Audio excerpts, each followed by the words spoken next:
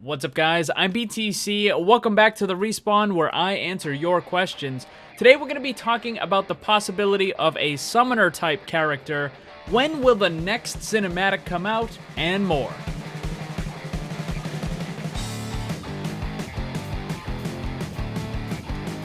Quick thanks to today's sponsor, Pursuit. Pursuit helps you rank up in Overwatch by tracking comprehensive statistics about every match and showing you how to improve. Right now, my subscribers can sign up for free with the link down below. First question, do you think they'll ever add another shield-based character, and if so, what role do you think they would play? And in comparison to Orisa and Rein, how big would the shield be? It's funny that you bring this up because we're getting Hammond in just a couple days, but the Blizzard devs told us that they specifically decided not to give Hammond a barrier like Orisa or Rein because they feel there's too much of that stuff going on in the fights as it is already. Because you have Winston, Reinhardt, Orisa, and Brigitte as well. Symmetra's ultimate also puts up that gigantic barrier as well. So you already have a bunch of barriers in game, and they felt that they didn't want to add to that anymore.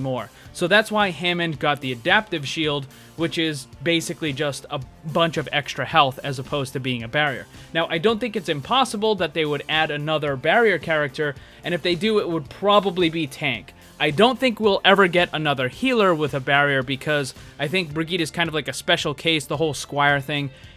As for a damage dealer getting a barrier, I find that extremely unlikely because the damage dealer is supposed to have high damage and low defense. But if you give them a barrier, then they're just going to be either way too weak in the damage category or they're going to be way too strong in the protection category. So the only way I think they could possibly do that and give a barrier to a damage dealer character would be if the barrier was really weak. Like it would only have 200 health, and maybe it would have like an extra fast recharge rate or something like that, so you could use it very, very briefly. It would get destroyed, but it allows you to close the distance or allows you to get away or something. But most likely, it's going to be a tank if they add another barrier. Will we get another cinematic soon, or will it just be one at BlizzCon? So I hate to be the bearer of bad news here, but I'm pretty certain we're only going to get one cinematic a year from now on, and it's probably going to be at BlizzCon. The reason being is because of the archive event that we have earlier in the year, which is in the spring.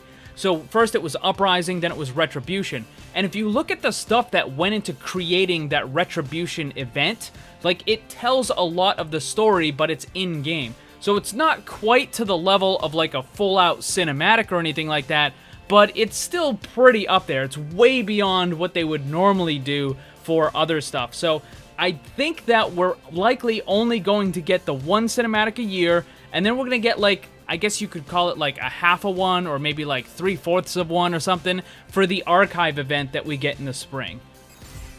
Is there a schedule to your Respawn episodes, or are they random? Originally they were random, but now I have one almost every single Sunday. So what I'll do is on Saturday afternoon, I'll leave a message on the community tab of my YouTube channel. And there'll be a little image that looks something like this, so everyone can leave their questions, their comments, all that stuff right there, and then I use them in the next day.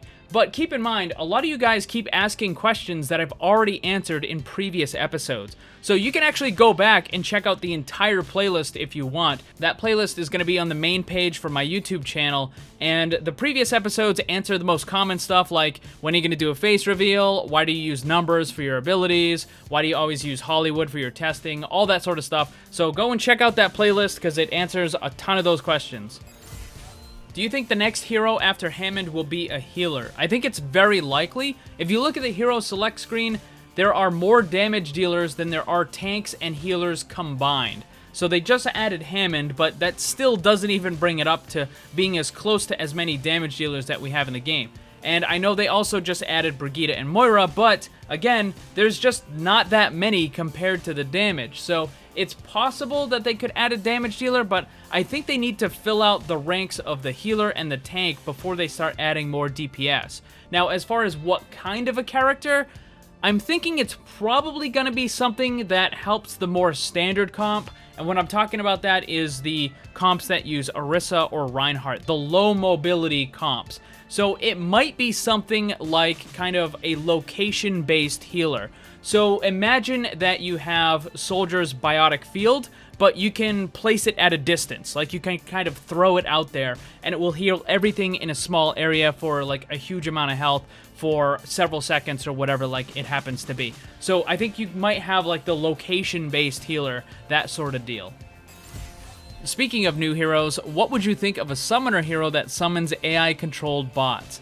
Well, I hate to burst your bubble, but I don't think it's ever going to happen, and it would be a really bad idea for a couple of reasons. First of all, if you've ever played against the AI in this game, you know that it is terrible. Like, even on the hardest difficulty, it is really, really bad. Blizzard has not tried to put a whole lot of effort into the AI of the bots in this game because it's not meant to be played against bots. It's meant to be played against other players. So they're really bad. But on top of that, just the whole builder thing in general is problematic. Because look at all the issues that we had with Symmetra and Torbjorn, where you have a static thing that does whatever kind of damage it would do. So if you were to create a little bot or something that would run around and try to deal damage to stuff, it would basically be like a mobile turret. And it would be probably pretty good at the lower brackets, but it would be absolutely garbage, completely worthless in the upper brackets. So that sort of stuff, there's just a bunch of issues with it. I don't think it would ever work.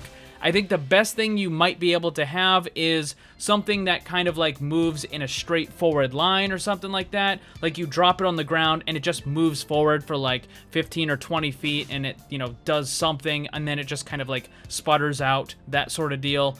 But having a bot that actually like moves around and try to make decisions, I know that's just not going to work. What do you want to see in a Bastion rework? So just to be clear, Blizzard hasn't said anything about reworking Bastion, but he is one of the bottom three, and those three are going to be Symmetra, Torbjorn, and Bastion. They tend to have the lowest pick rate, they're generally regarded as garbage in the upper brackets, and they're just incredibly problematic characters. Now, if they are going to rework Bastion, which I kind of get the sinking feeling that they might after they're done with Torbjorn, I think what they need to do is move away from him just being sentry mode, and that's it, because really, the recon mode is garbage. It's absolutely trash. You just walk to wherever you need to go, to the defender spot, or you get onto the payload, and then you switch to sentry mode, and that's it. Like, you just sit in sentry mode for the entire time. It's just the point-and-click adventure, and that's pretty much all there is to it. He doesn't have any abilities that he really needs to use. Yeah, you have the healing, but it's not very good, and chances are you're going to have a pocket healer anyways, so you wouldn't even need it. But, like, Bastion just doesn't have anything to do. You go to a spot, you go into sentry mode, and then you just hold left click, and that's it. So, there's a lot of problems. I think they should really buff up the recon mode, maybe give him another ability, because he just doesn't have any abilities that he can actually use, and they might actually want to swap out the healing for another secondary ability as well. But the problem that I see with the character is that he's always in sentry mode. Like, that's the only thing that's even useful. And even then, that's not really all that useful. Have you ever left a comp match out of frustration? Well, I've been frustrated quite a few times when I get kicked from a match. Thank you, Blizzard servers. But as far as me purposefully leaving in the middle of a match, I've never done that. However, I did leave a match once at the very beginning on purpose, and that was because I ended up getting a thrower on my team. It was like 3 games in a row, and it was super annoying because I even tried to stagger my queue. Like, I waited like 5 or 10 minutes or something, and I queued up again, and I somehow got the guy on my team again, and I'm like, I am not dealing with this. This was a while ago, by the way, way before the avoid player function. It was like Season 3 or Season 4 or something like that. So anyways, I joined the match, I see the guy on my team, and I'm like, you know what? I'm not doing this. So I told the other people on my team, I'm like, look, I'm going to do you guys a favor. I'm going to leave this match right now to cancel it out, but you need to report this guy because he's a thrower. And also, I would suggest that you stagger your queue for at least 10 minutes so that you don't get him on your team again. So after I said that, a couple of people were like, oh, hey, thanks, appreciate it. And then I just left the match, took my, 10-minute suspension, my 50 SR hit or whatever, but I just did not want to be in a match with him. So yes, I left. That was the only time, but I ended up saving my teammates a loss because of that guy. Hopefully he ended up getting banned at some point. Thanks again for today's sponsor, Pursuit. The link for that is down in the description. You guys should really check it out because, first and foremost, it's free. So there really is no reason to not give it a try. What Pursuit will do for you is it tracks all the stuff that goes on during your matches, far beyond your normal stat page. This means you, your team, your opponents, everything. You can use this to then review every single match individually, and it allows you to gain insights into things like what was the target priority, what was the first picks. The key thing here is that it doesn't allow you to stay in that autopilot mode. You can see after every single match whether or not you're improving, or if you're just kind of making the same mistakes over and over. In short, Pursuit helps you assess your strengths and weaknesses and to get better clarity on what it is you're doing and what you need to do to improve. And once more, it's free, so you have nothing to lose and lots of rank to gain. Thanks for watching, and if you'd like to see more, subscribe and hit that bell so you don't miss anything. Also, come hang out in my Discord server and my Twitch live stream. Special thanks to my Patreon supporters. If you'd like to see what kind of cool VIP rewards you can get, check the links down below. And remember, always blame the controller because it's never your fault.